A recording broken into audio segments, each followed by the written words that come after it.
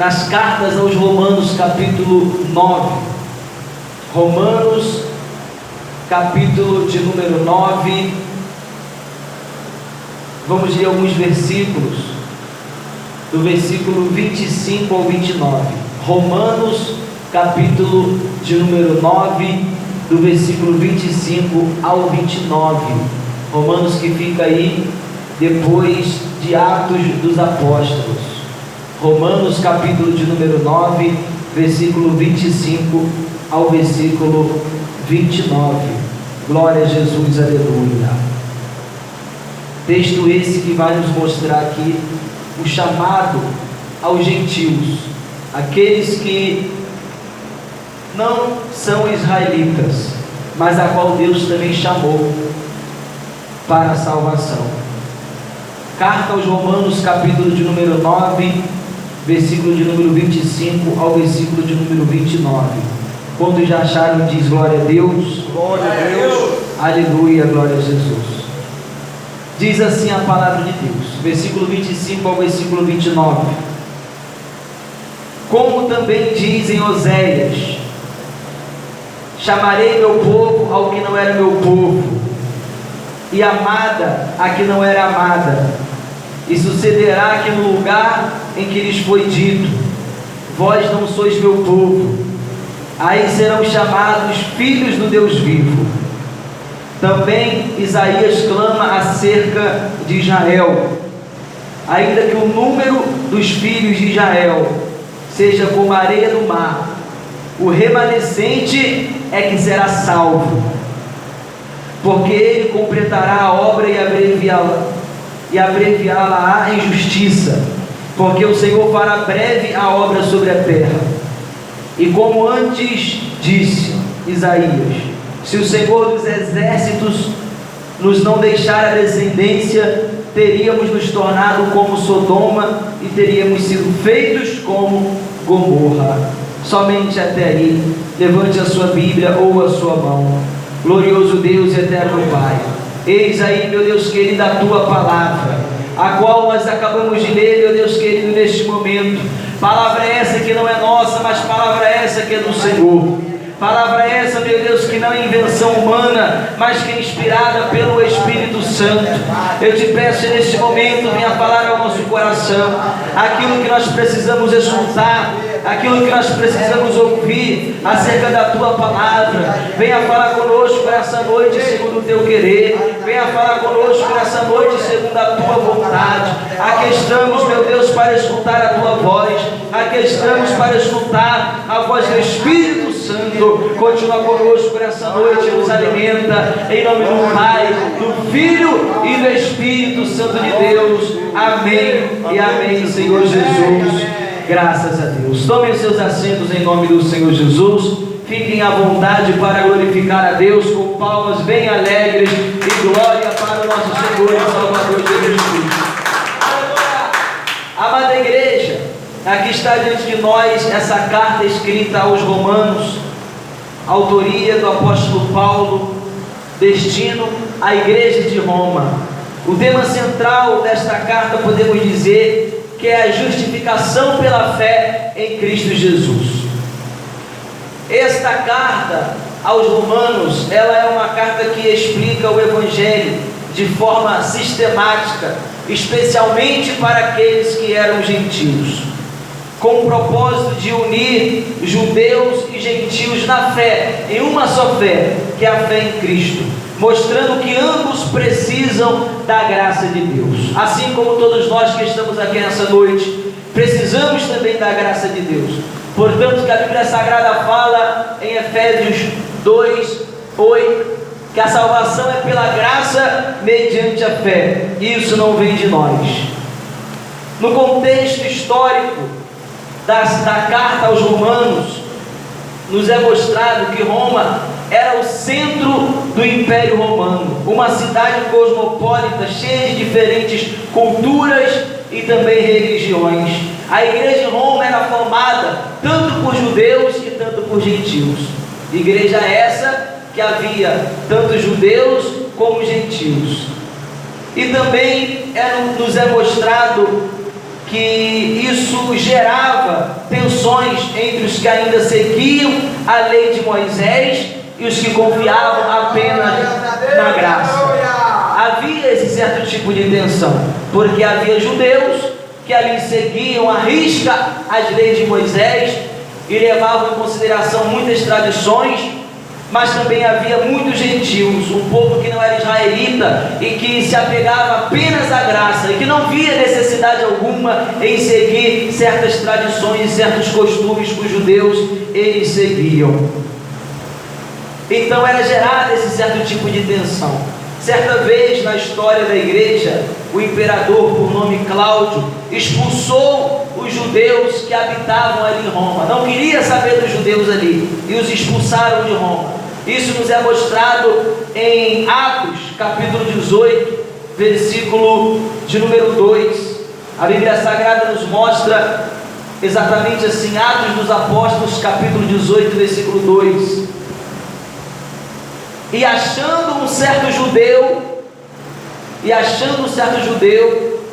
por nome Áquila, natural do Ponto, que havia pouco tempo que tinha chegado da Itália, e Priscila sua mulher, pois Cláudio tinha mandado que todos os judeus saíssem de Roma, e ajuntou-se com eles.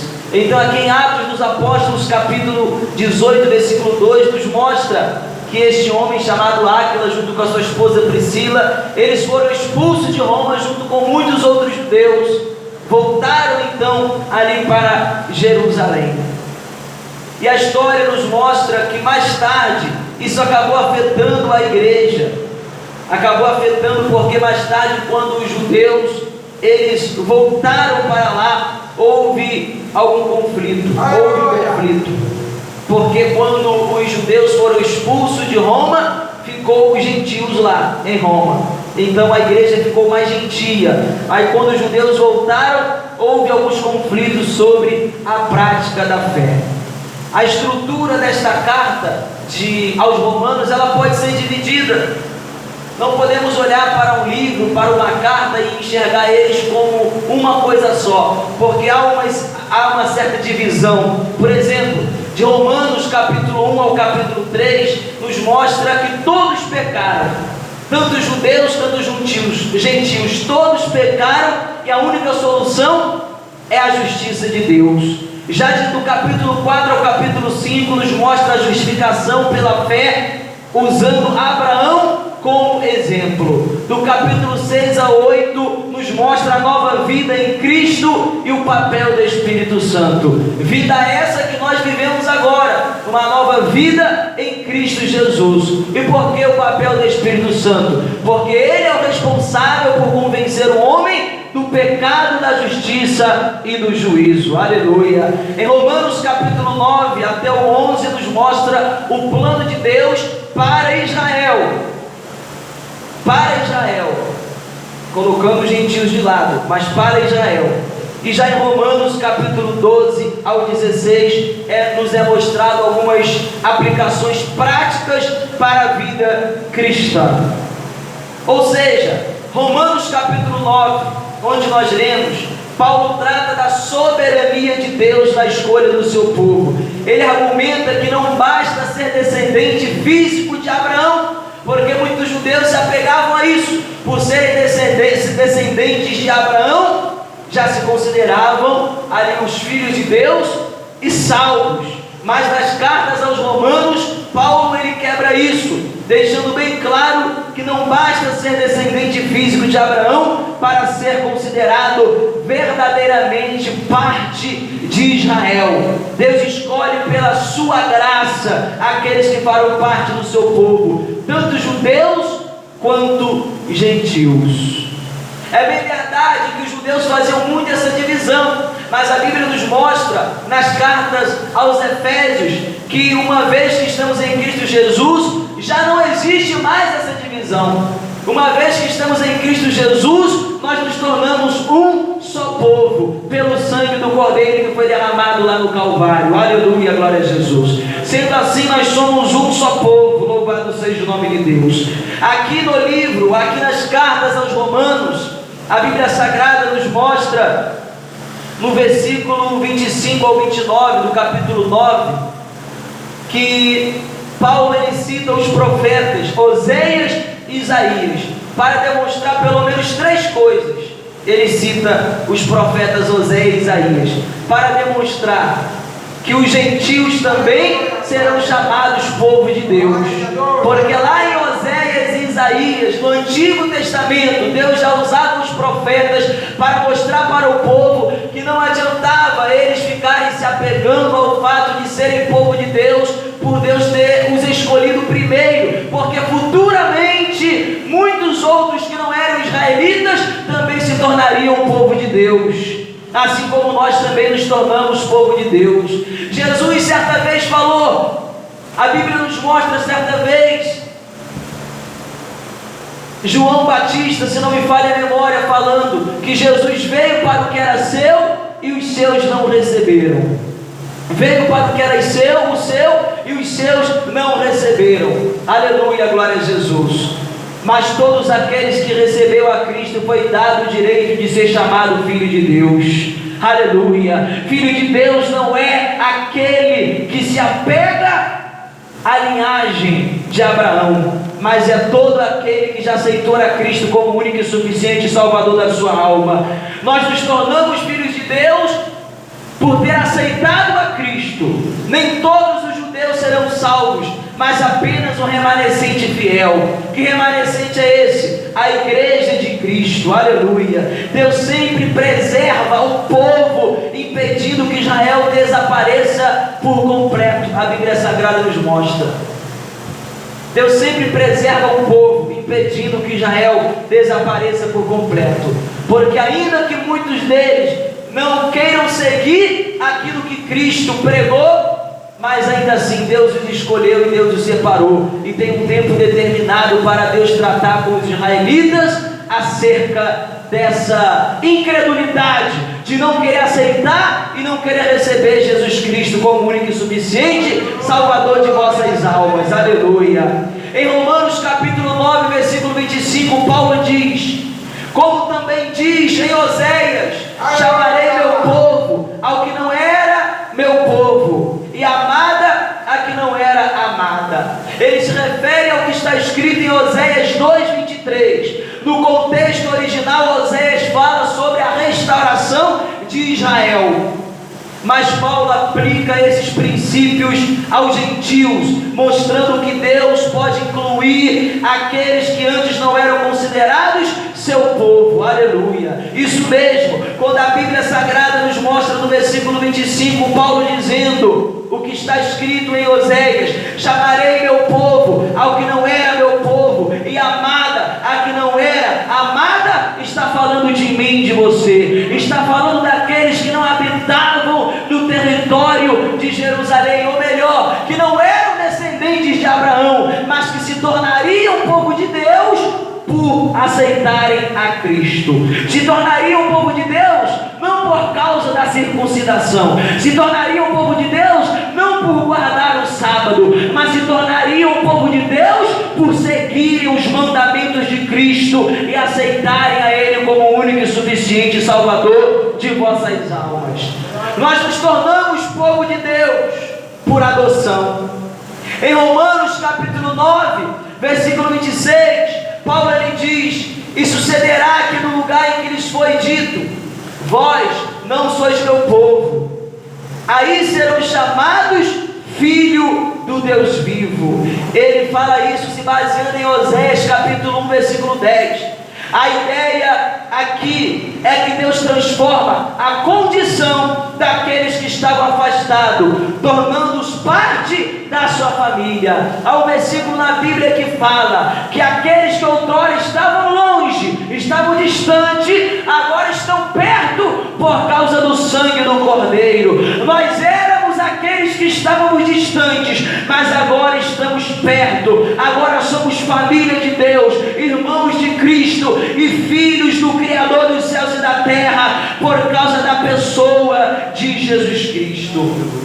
Aqueles que outrora estavam afastados, aqueles que outrora, aleluia, não era povo, mas agora é chamado de filhos do Deus vivo, seja eles samaritanos, seja eles gregos, sejam eles de qualquer nacionalidade, se aceitaram a Cristo e seguem as pegadas de Jesus Cristo, os passos de Jesus Cristo, agora se tornaram filhos de Deus. No Antigo Testamento, isso se aplicava a Israel, mas Paulo usa o princípio para mostrar que Deus pode fazer o mesmo com os gentios.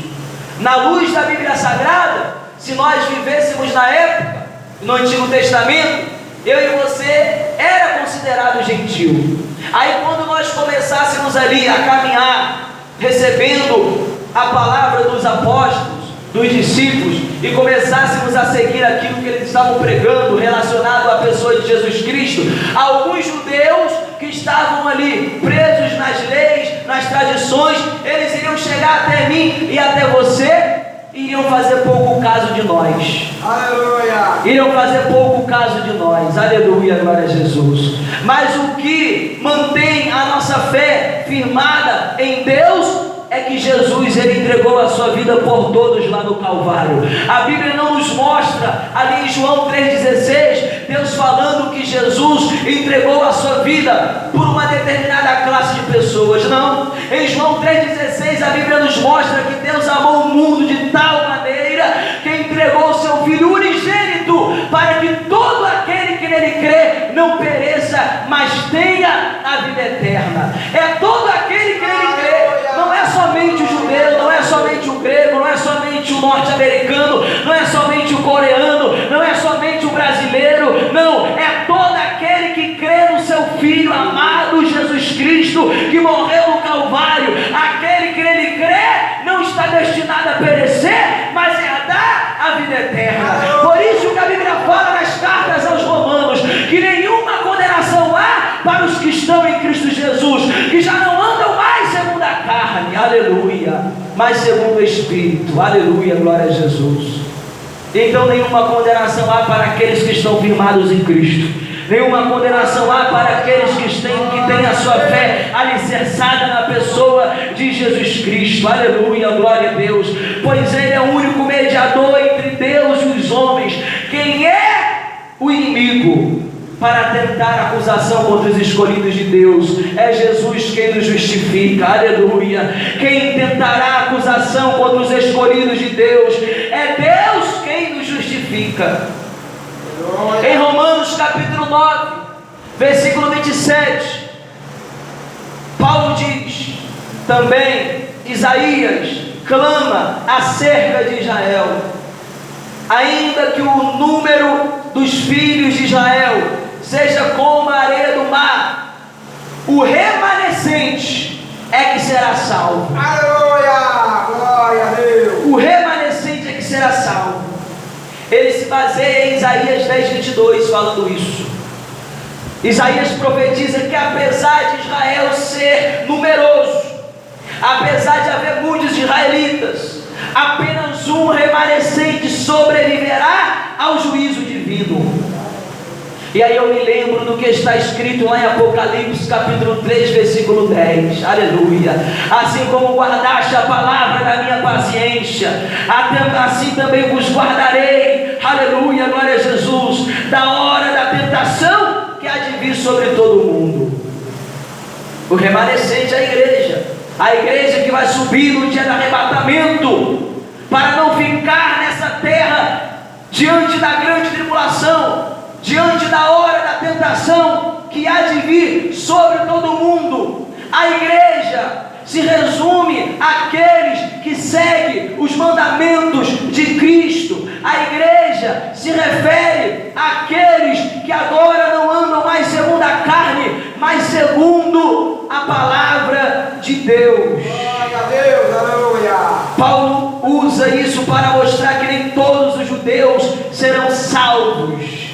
Ele usa isso na época para mostrar para os judeus que nem todos eles seriam salvos, porque nem todos receberam o Filho de Deus, nem todos receberam o Rei dos Reis e Senhor dos Senhores, ou melhor, nem todos receberam o Cordeiro de Deus que veio para tirar o pecado do mundo. Mas outrora os sacerdotes, os judeus, que muitos se achavam homens santos e corretos, entregaram o Filho de Deus entregaram o Filho de Deus para ser crucificado, entregaram o Filho de Deus para poder apanhar, não aceitaram a Ele, não aceitaram a sua palavra, aleluia. Ou seja, a salvação é para aqueles que confiam na promessa de Deus. Que promessa? Promessa de vida eterna. Promessa de vida eterna, pois é a promessa que Ele nos fez, aleluia, glória a Jesus. No livro de João capítulo 14, a Bíblia nos mostra Jesus falando: não turves o vosso coração, credes em Deus, creia também em mim. Na casa de meu Pai há muitas moradas, e se não fosse assim, eu teria dito a vocês, pois eu vou preparar lugar, e depois que eu preparar, eu voltarei outra vez, para vos levar para perto de mim, para que onde eu estiver, vós estejais também. A salvação é para aqueles que acreditam nessa palavra que Jesus pregou em João 14, e se apegam a ela, e se agarram a ela, esperando o dia em que Ele virá nas nuvens, para poder arrebatar a sua igreja, aleluia. A salvação não é para aqueles que se apegam à placa de igreja. A salvação não é para aqueles que se apegam a usos e costumes. A salvação é para aqueles que verdadeiramente entenderam o mistério da salvação e que estão enraizados em Cristo, sabendo que não pode abrir mão dessa palavra, porque ela é perfeita para nos instruir, para nos exortar, aleluia. Ela é o alimento de Deus que foi revelado ao nosso coração, para que por através dela nós venhamos crescer na graça, no conhecimento, tendo o entendimento de quem é a pessoa de Jesus, e sabendo que não há outro que possa nos salvar, a não ser aquele que antes se entregou por nós lá no Calvário, e que fala ao nosso coração nessa noite, por através da sua palavra. Quem crê nesta mensagem, glorifica o nome santo do Senhor. Aleluia. A Bíblia Sagrada nos mostra, aleluia, que Deus Ele trará juízo rapidamente, mas preservará aqueles que pertencem a Ele. Vai chegar o dia que Ele vai trazer o juízo. Vai chegar o dia que o mal, a grande tribulação, ela vai surgir, ela vai se levantar. Mas aqueles que pertencem a Deus Ele vai preservar, Deus Ele vai guardar, Deus Ele vai recolher, Deus Ele vai arrebatar, aleluia. Nas cartas aos Romanos capítulo 9, versículo 29, Paulo também diz: e como Isaías disse antes, se o Senhor dos exércitos nos não deixar a descendência, teríamos sido feitos como Sodoma, e teríamos sido semelhantes a Gomorra. Ele fala isso se baseando ao que Isaías também disse em Isaías capítulo 1, versículo 9.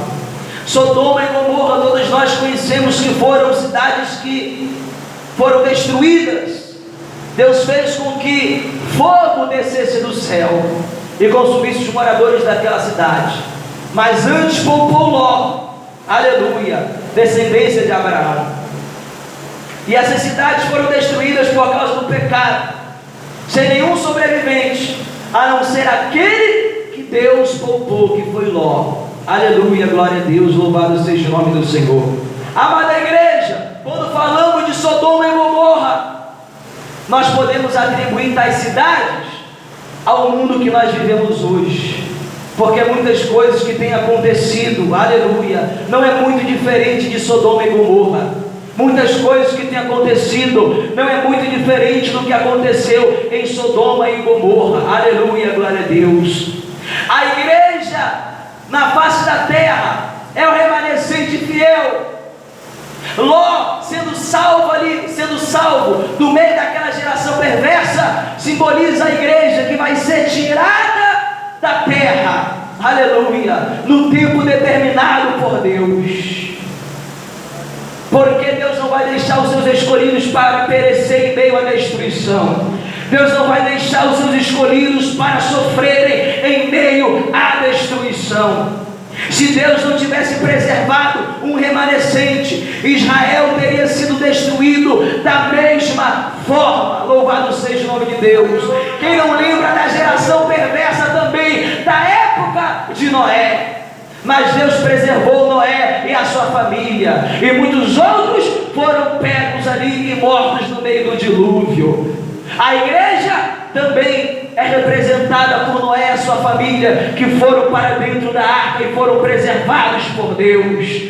Nós somos preservados enquanto nós estamos aqui. Nós somos preservados enquanto estamos aqui, para que esse mundo não venha nos estragar, para que o inimigo da nossa alma não venha nos estragar. Mas chegará o dia que Deus ele vai cumprir com a sua promessa, enviará o seu Filho outra vez, para poder nos preservar no céu, por conta da grande tribulação que há de se instalar sobre a terra. Aleluia. Mas enquanto isso nós vivemos, aleluia, neste mundo rodeado pelo pecado, nesse mundo onde o inimigo da nossa alma ele anda ao nosso derredor, bramando como leão, procurando a quem possa tragar, mas nós permanecemos debaixo da proteção de Deus, porque somos o remanescente fiel.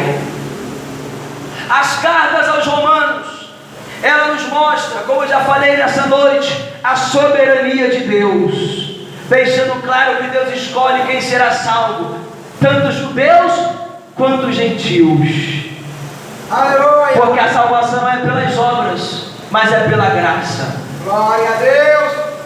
A salvação não está restrita a Israel, mas se estende a todas as nações. A salvação não está restrita a uma nação, mas se estende a todas as nações. Aleluia. Todos têm o direito à salvação, a partir do momento que entrega a sua vida para Cristo. Porque, como já foi dito nessa noite, vim para o que era meu e os meus não receberam, mas todos aqueles que me receberam também o direito de serem chamados filhos de Deus. Então a salvação é para aqueles que aceitaram a Cristo. Agora sim receberam o direito de ser chamados filhos de Deus. Nem todos os judeus serão salvos, mas nem todos serão condenados. Apenas os que têm fé, que têm a fé em Cristo. Todos aqueles judeus que acreditam na pessoa de Cristo, eles estão se colocando na posição de salvo, porque todo aquele que é salvo conhece a Cristo, sabe quem é Jesus e confessa a Ele. Aleluia, glória a Deus.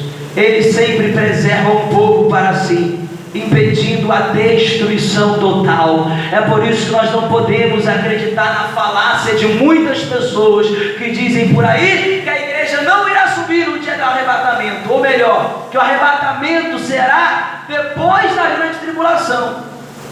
Há muitos que usam certas linhas aí teológicas enganadoras para falar que a igreja ela vai subir no arrebatamento, mas esse arrebatamento só vai acontecer depois da grande tribulação. Aleluia. Glória a Deus. Aleluia. Eu escolho o que a Bíblia diz, que Deus ele vai nos preservar, Ele vai nos guardar da hora da tentação que há de vir sobre todo mundo.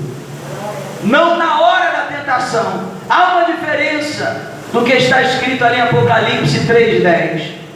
Porque você ser preservado e guardado na hora da tentação é o mesmo que Daniel ser preservado por Deus na cova. Ele foi preservado por Deus na cova e não da cova. Porque se Deus o preservasse, o livrasse da cova, ele não seria lançado lá dentro. Mas Deus permitiu ele ser lançado lá dentro. Então Deus preservou ele na cova. Só que Apocalipse 3:10, quando fala que Deus ele vai nos guardar da tentação que há de vir sobre todo mundo, fala que vai guardar da hora e não na hora. Se estivesse falando na hora da tentação, então quer dizer que enquanto a tribulação estivesse acontecendo, nós estaríamos no mundo, mas estaríamos sendo guardados. Mas está dizendo ali que é da hora da tentação que há de vir sobre todo mundo. Ou seja, quando chegar a hora dessa tentação vir sobre todo mundo, eu recolho todos vocês. Aleluia, glória a Jesus. Existe sim um arrebatamento secreto. Esse arrebatamento será antes da grande tribulação e será apenas para um povo lavado e remido no sangue do Cordeiro, que é a igreja de Jesus Cristo, o remanescente fiel. Aleluia. Paulo usa as escrituras do Antigo Testamento para demonstrar que a salvação não é baseada na etnia ou na lei, mas na graça de Deus, como já foi dito aqui nessa noite, Efésios capítulo 2, versículo 8, que a salvação é pela graça, mediante a fé. Deus pode tanto incluir os gentios, quanto excluir os judeus incrédulos. Glória a Deus. Os judeus incrédulos, eles eram incrédulos à pessoa de Cristo. Não é que eles eram incrédulos acerca da existência do Criador dos céus e da terra. Eles eram incrédulos naquele Cristo que veio e que morreu por nós no Calvário. Eles não acreditavam que esse Cristo era verdadeiramente o Messias. Eles pensam, ou alguns deles pensam, não vou generalizar, alguns deles pensam que o Messias não veio, que esse Messias que nós pregamos era como um João Batista, Elias. Eles pensam assim, mas a Bíblia Sagrada nos mostra que só não acredita quem não quer mesmo, porque após ele ressuscitar no terceiro dia, muitas pessoas ainda o viram. Por um espaço de 40 dias ele ainda esteve no meio da sociedade, no meio do povo, mostrando para todos que aquele que outrora eles viram crucificado, machucado, ferido, ensanguentado, agora estava no meio deles, vivo, em carne e osso. E há muitas testemunhas o viram e contemplaram que aquele ali era assim o Filho de Deus que venceu a morte. Mas ainda assim muitos não acreditam, porque quando é falado para alguns judeus incrédulos sobre a ressurreição de Cristo, eles usam a teoria que o túmulo só estava vazio porque roubaram o corpo, furtaram o corpo. E há muitos na Judéia que ainda acreditam nisso hoje em dia. Eles não querem dar o braço a torcer que Jesus ressuscitou. Eles preferem acreditar na história que roubaram o corpo, para que dessem crédito à história desse Messias, para não dar crédito à história desse Messias que ressuscitou. Mas a Bíblia Sagrada nos mostra que ele ressuscitou, e não só viram ele vivo não, além disso, ainda puderam contemplar ele subindo ao céu.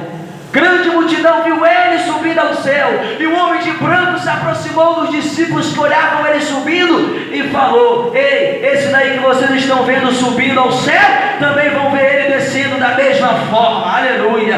E é nisso que a igreja de Cristo acredita, que da mesma maneira que ele subiu, ele vai descer novamente, e é para poder nos levar para junto dele morar na glória. Então entenda que todos nós que aceitamos a Cristo e que vivemos uma vida de fidelidade com Deus, somos um só. Somos um só. Não é à toa que a Bíblia fala sobre o corpo, simbolizando ali a